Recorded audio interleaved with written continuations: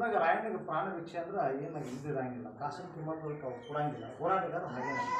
ಹೀಗಾಗಿ ಬ್ರಿಟಿಷರು ಹೇಳ್ತಾರೆ ಅವ್ನಿಗೆ ಏನಂತ,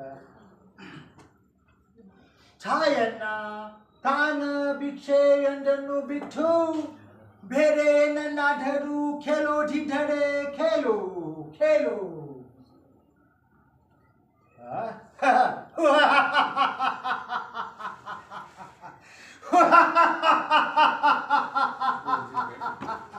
ಪ್ರಾಣ ಭಿಕ್ಷೆ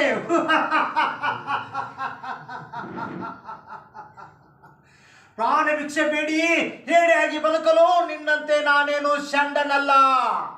ಕೆಚ್ಚದೆಯಿಂದ ಬಿಚ್ಚುಗತ್ತೆ ನೆತ್ತಿ ಬ್ರಿಟಿಷರ ಕತ್ತು ಕತ್ತರಿಸಿದ ವೀರಾಣಿ ಕಿತ್ತೂರು ಚೆನ್ನಮ್ಮ ತಾಯಿ, ಅಕ್ಕರೆಯಿಂದ ಬೆಳೆಸಿದ ಗಂಡುಗಳೇ ಈ ಕ್ರಾಂತಿವೀರ ಸಂಗೊಳ್ಳಿಯ ಹುಲಿ ನಾನು.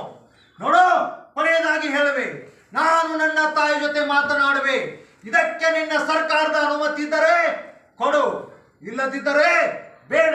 ಎಲೆ ಕೆಂಪು ಮುಖದ ಕೋತಿಯೇ ಬೇಡ.